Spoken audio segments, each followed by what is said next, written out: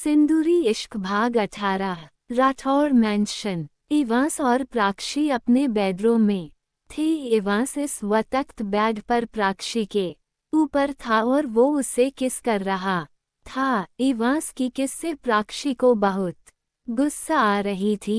प्राक्षी Evans को खुद से दूर करने की कोशिश कर रही थी, लेकिन वो इवांस को खुद से दूर कर नहीं पा रही थी।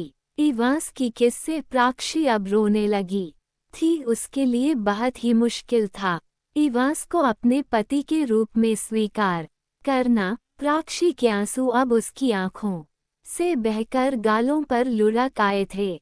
जब इवांस को ये महसूस होता है कि प्राक्षी रो रही है तो इवांस प्राक्षी के होंठों को अपने होंठों से आज़ाद कर देता है।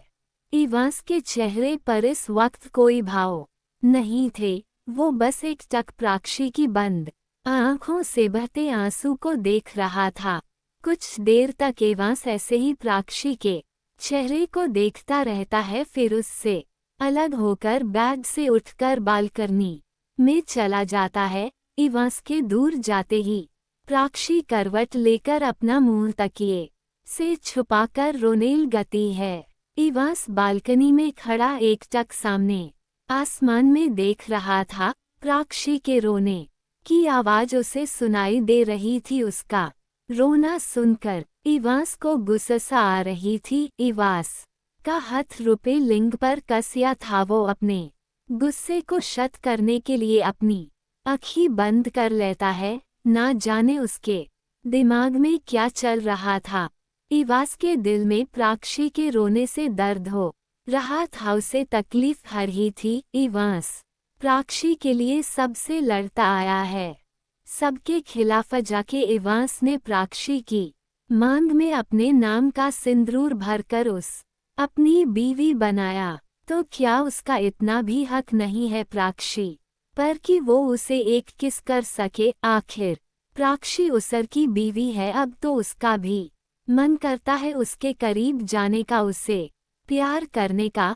लेकिन प्राक्षी को तो इवांस का टच ही पसंद नहीं था और ना ही वो इवांस को अपना। लगभग 1 घंटे बाद जब इवांस बालकनी से अपने रूम में आता है तो उसकी नज़र प्राक्षी की तरफ चली जाती है। प्राक्षी रोते हुए ही सो गई थी। रोने की वजह से उसका पिलो भीग गया था और उसके चेहरे पर आंसुओं के निशान साफ नजर आ रहे थे।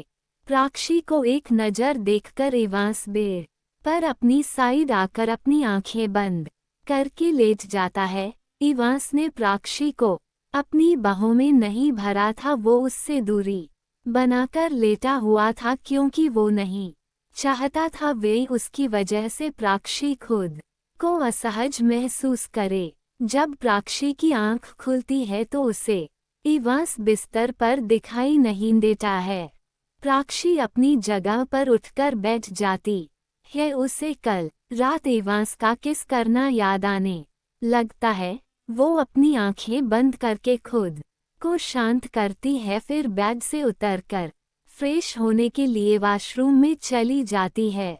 लगभग 2 घंटे बाद प्राक्षी डाइनिंग एरिया में इवांस की चेयर के पास बैठी हुई थी, लेकिन इवांस वहां पर मौजूद नहीं था। प्राक्षी इवांस की खाली चेयर को देख रही थी। तभी संघर्ष जी ने मुस्कुराते हुए उससे कहा, प्राक्षी बेटा, जिसे तुम्हारी नजरें ढूंढ रही हैं वो यहाँ पर नहीं है। तुम सो रही थी बेटा, इसलिए इवांस तुम्हें बिना बताए ही आज ऑफिस जल्दी चला गया है। उसे ऑफिस के कुछ काम निपटाने हैं क्योंकि आज इवांस 2 दिनों के लंदन जा रहा है। उसकी 3 घंटे बाद लंदन की फ्लाइट है। लंदन में भी हमारा ऑफिस है तो वहाँ पर कोई इम्पोर्टेंट मीटिंग है जो इवांस के बिना नहीं हो सकती। तुम फिक्र मत करो बेटा, इवांस 2 दिन बाद वापस आ जाएगा।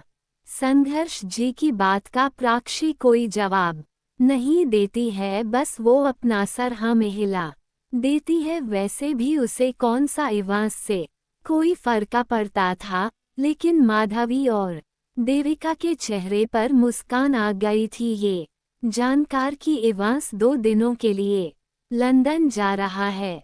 अश्वनी जी ने संघर्ष जी से बोला, लेकिन पापा आज हमारी मिस्टर कपाड़िया के साथ बहुत ही इम्पोर्टेंट मीटिंग है, उसमें इवांस का होना बहुत जरूरी है। वो मीटिंग इवांस के बिना नहीं हो सकती। तो क्या इवांस ने मिस्टर कपाड़िया के साथ आज की मीटिंग कैंसिल कर दी? संघर्ष जी ने अश्विनी जी को एटीट्यूड से जवाब देते हुए बोला, तुम भूल रहे हो अश्विनी की इवांस की गैर मौजूदगी में ऑफिस का सारा काम आज भी मैं ही संभालता हूँ।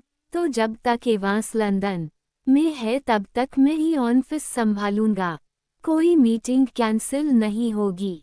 संघर्ष जी अपनी बात बोलकर अपनी चेयर से उठ जाते हैं। जब भी इवांस बिजनेस के सिलसिले में बाहर जाता था तब संघर्ष जी ही ऑफिस का सारा काम देखते थे, क्योंकि उन्हें अपने दोनों बेटों पर बिल्कुल भी भरोसा नहीं था। उनके दोनों बेटों को अपनी बीवियों की गुलामी करने के अलावा कोई काम ढंग का नहीं आता था।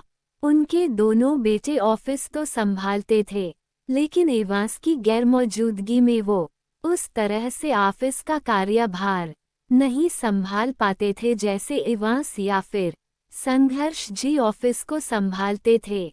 संघर्ष जी अपने दोनों बेटों के साथ ऑफिस के लिए निकल जाते हैं। प्राक्षी जैसे ही अपने रूम की तरफ जाने लगती है, वैसे ही देविका उसका होंठ पकड़ कर रोकते हुए बोली, अरे अरे महारानी कहाँ चल दी? प्राक्षी कंफ्यूजन से देविका की तरफ देखती है तो माधवी आगे आते हुए प्राक्षी से बोली, मुझे सीधे तौर पर तुमसे बस एक सवाल पूछना है कि तुम हमारे इवांस का पीछा कब छोड़ोगी?